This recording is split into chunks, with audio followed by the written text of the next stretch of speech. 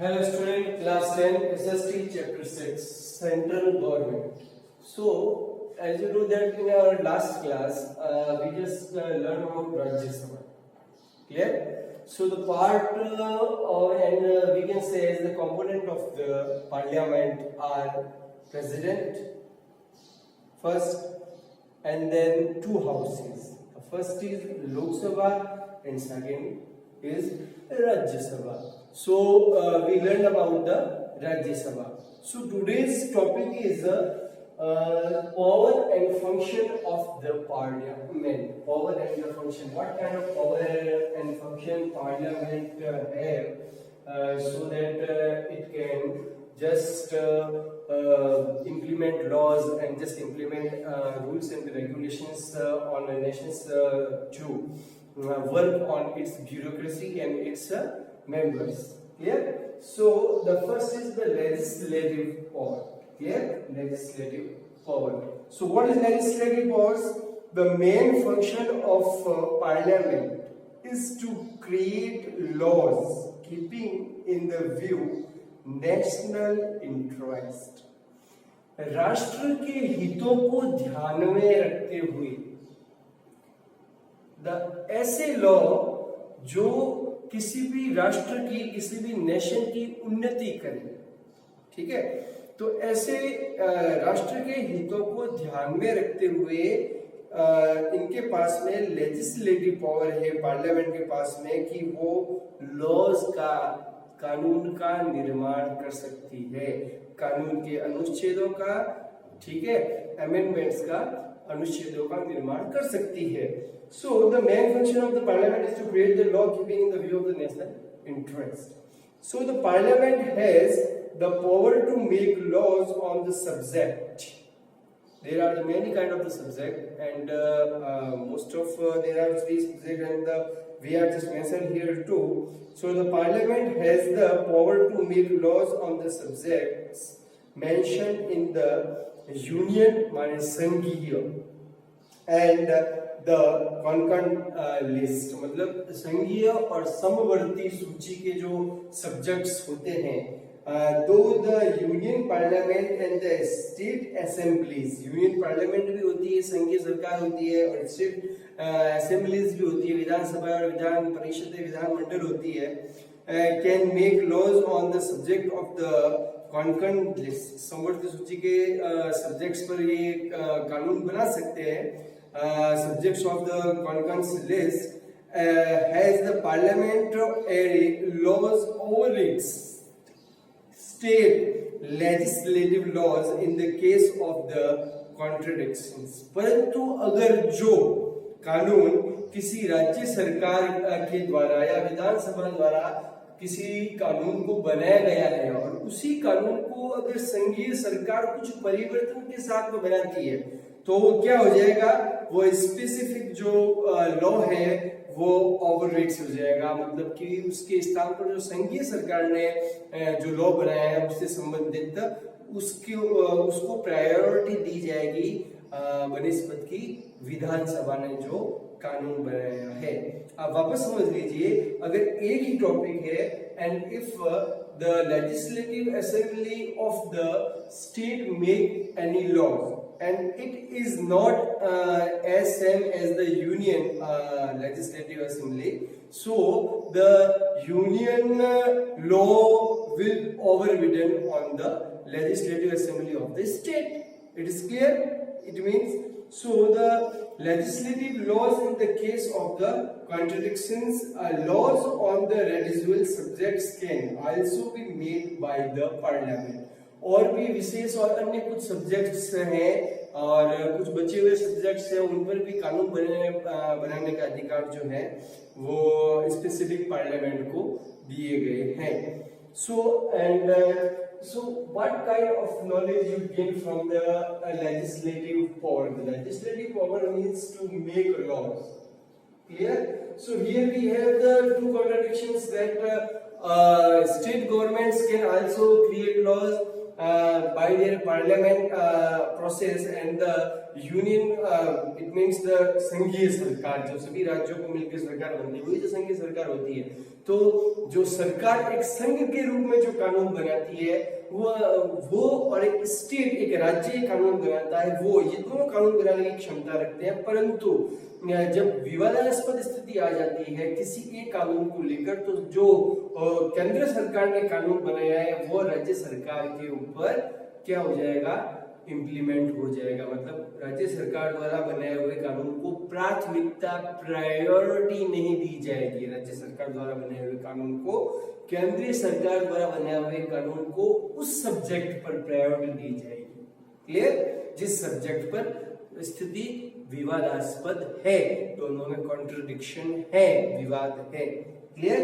So the power of the amendment in the constitution, एक तो सबसे बड़ी बात यह है कि एक जो संविधान, भारत का संविधान सबसे बड़ा लिखित संविधान है।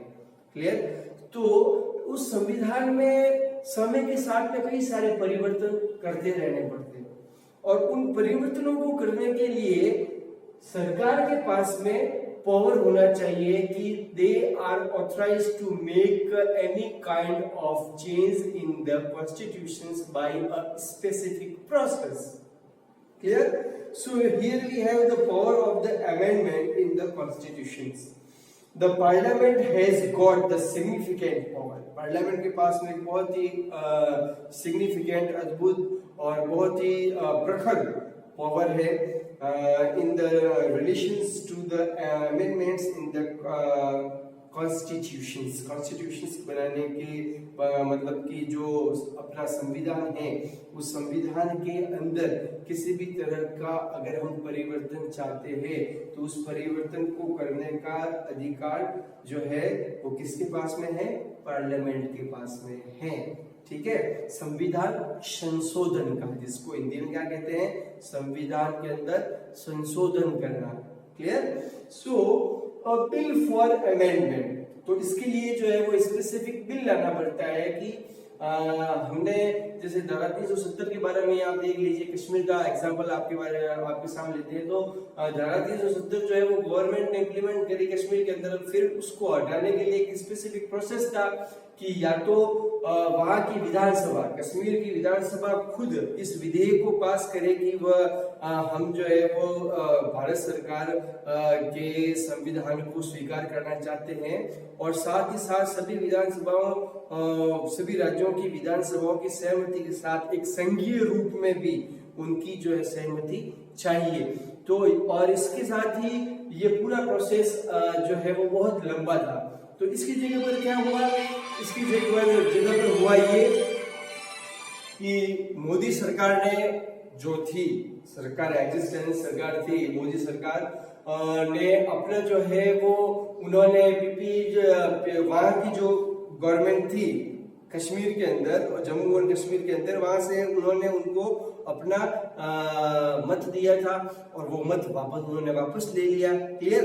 तो वहां पर राष्ट्रपति शासन लागू हो गया, वहां के राज्यपाल का शासन लागू हो गया। वहां का जो राज्यपाल है उस राज्यपाल ने ये अमेंडमेंट पास कर दिया कि ये राज्य जो है वो भारतीय सरकार को सुपुर्द किया जाता है। तो इस तरह से वो जम्मू और कश्मीर भारत के अंदर मिल गई। ये शॉर्ट में बताया, इसकी पूरी स्पेसिफिक पूरी अमेंडमेंट है, उनका क्लैरिफिकेशन अलग रूप से दिया जाएगा। परंतु हम एक तरीके से ये समझ सकते हैं कि इस अगर हमने इस चीज को किया है तो भी इस चीज को करने के लिए, इस अमेंडमेंट को पास करने के लिए भी एक स्पेसिफिक प्रोसेस को फॉलो किया गया। इसका मतलब अगर आपको कॉन्स्टिट्यूशन के अंदर किसी भी तरह का चेंज करना है तो उसका एक स्पेसिफिक प्रोसेस है, उस स्पेसिफिक प्रोसेस को करने का अधिकार जो है वो पार्लियामेंट को दिया गया है। संविधान संशोधन का अधिकार पार्लियामेंट को दिया गया है। अब बिल, और उसके लिए एक बिल लाना पड़ता है संविधान में। सो पार्लियामेंट में अ bill for amendment in the constitutions can be initiated in the either house of the parliament but not in any legislative assembly. पर कानून के अंदर या फिर हम ऐसा कह सकते हैं कि कॉन्स्टिट्यूशन के अंदर किसी भी तरह का अगर हम संविधान संशोधन करना चाहते हैं तो उसका जो बिल है वो किसी भी राज्य सरकार की विधानसभा के अंदर पेश नहीं किया जाएगा। वो कहाँ पर पेश किया जाएगा? अ bill for the amendment in the constitution can be initiated in either the House of Parliament. इधर द हाउस ऑफ पार्लियामेंट, वो पार्लियामेंट में ही पेश किया जाएगा। पार्लियामेंट क्या है? लोअर हाउस है, अपर हाउस है और प्रेसिडेंट है। तो सबसे पहले लोकसभा के अंदर आता है ज्यादातर। So the but not in any legislative assembly, ये याद रखना जरूरी है। In the most part of the constitution amendment can be made by a simple majority of the house or a 2/3 majority of the both houses separately। या तो फिर ज्यादातर जो संविधान के अंदर संशोधन होते हैं वो जो लोअर हाउस है उसकी ज्यादातर मेजोरिटी के थ्रू हो जाता है, या फिर अलग अलग जो लोअर हाउस और अपर हाउस है उनकी अलग अलग मेजोरिटी के थ्रू अगर वो संविधान संशोधन, अगर वो विधेयक पास हो जाता है, वो बिल पास हो जाता है, तो संविधान के अंदर संशोधन कर दिया जाता है प्रेसिडेंट की अनुमति के बाद में, राष्ट्रपति के हस्ताक्षर के बाद में, राष्ट्रपति की अनुमति के बाद में। क्लियर? पर अगर लोकसभा और राज्यसभा दोनों के अंदर सेपरेटली अलग अलग वो बिल पास कर दिया गया है तो राष्ट्रपति उसे पास करेगा ही, या विचाराधीन अपने पास में रख सकता है, पर दूसरी बार वापस अगर उसको भेजा जाता है तो राष्ट्रपति उसको हस्ताक्षर करने के लिए अनुबंधित है, मतलब उसको हस्ताक्षर करने पड़ेंगे, उसको वो स्पेसिफिक बिल पास करना पड़ेगा। So there are some situations in the constitutions where the consent of at least half of the state legislature is essential for the amendment। परंतु कुछ ही एक ऐसे विधेयक है जिसको पास करने के लिए राज्य सरकार के राज्य विधानमंडलों की जो है वो अनुमति की आवश्यकता होती है, राज्य विधानमंडलों का हस्तक्षेप उसके अंदर चाहिए होता है। Third is a financial power. So we would just take it later in our other class. Okay?